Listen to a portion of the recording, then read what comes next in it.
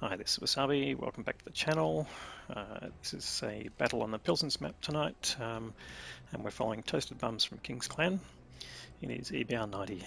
He's just announced where he's going to head to, which is the area on the east side, traditional for light tanks. So we're going to follow him and see how well he does.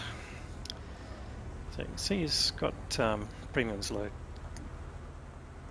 loaded, which is gives him the good high velocity round. You can see 1163 meters per second. As we've explained in our light tank tactics map video, that that's what you need to get long range accuracy. Anyway, he's got the equipment he's running is the commander's vision system and vents and optics to give him the best vision, which is good combination for light tanks, and he's also running food, as you can see. So he's sacrificing fire extinguisher for the food, but when you've got your crew trained for fire extinguishing, then you can basically dispense with that.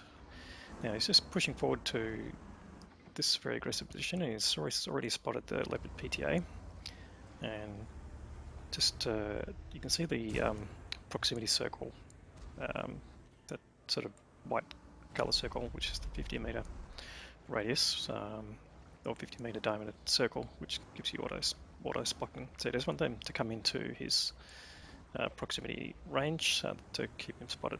So he's just gone dark now to get spotted, but he's gone dark now and managed to get back into that low depression, so he wasn't going to be exposed to the tank destroyers are traditionally on the mound at the end of this area.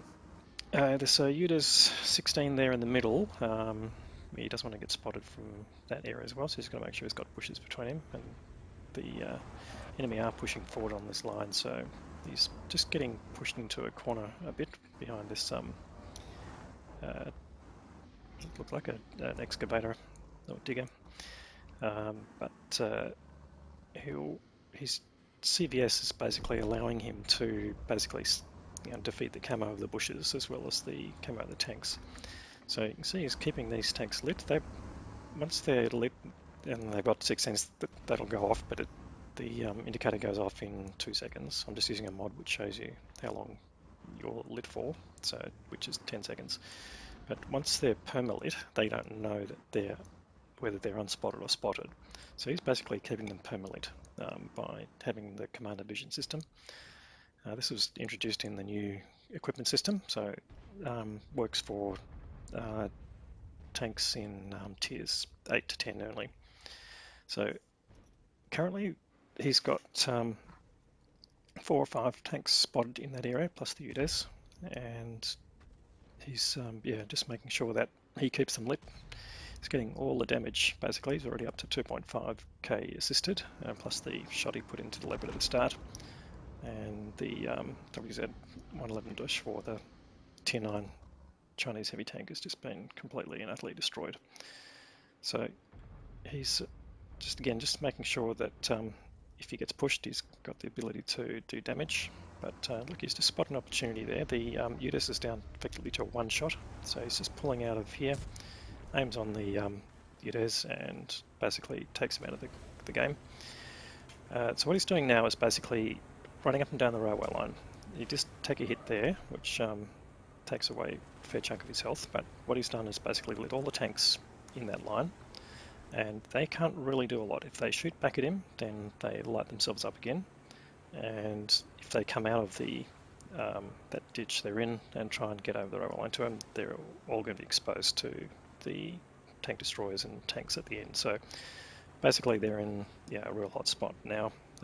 This is absolutely a powerful position from a light tank perspective, because it's really the tank destroyers that were on the north end have basically pulled back because they'd also be exposed to fire, and he's basically just keeping these guys lit. They'll try and shoot at him, but basically they're toast. He just has to keep covering this area, keeping them lit, and really they've got no ability to respond. They can back out and run away if they want, but they're not choosing to do that. I guess they're trying to keep their fronts towards the enemy positions for them, but basically they're exposed to arty, they're exposed to the tank destroyers and to the tanks. They can take up some defensive positions with the positions in the ground, but it gives the team on Toast3dBums side confidence to keep pushing up because they know that they've got support. Now the Centurion 7-1 has moved up as well. Not sure if he's going to cross over the railway line and shoot back at them, but Toast3d is basically looking at his opportunities there. T49 gets taken out by the strip, and he's got the CS 63 there, oh, sorry, 59, and basically the last tank alive in that section. So his team are basically just pushing up, takes the opportunity to get a shot into him and get some damage out of it, of direct influence, but you can see he's already up to 5.4k. That was all of the damage taken out of those tanks in that line. So he's pushing up now to this area where the Striv was last seen, coming around the back using his speed and mobility, and look, there's the Striv is basically hiding in the corner. Does take a hit from the Striv, but all it basically does is takes out a wheel.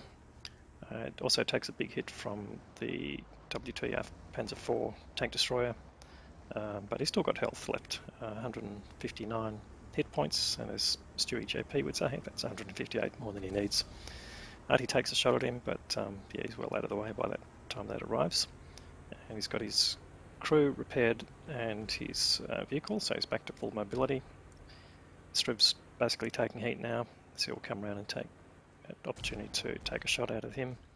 And Type 61 is moving on to the WT Panzer IV, so he will come around the other side and get the opportunity to put a shot in. That takes out the WT, but the T30 here has just hit the Type 61 and demolished him. So runs past the T30, has put one shot into him, takes another shot at him before the T30's got a chance to turn his turret.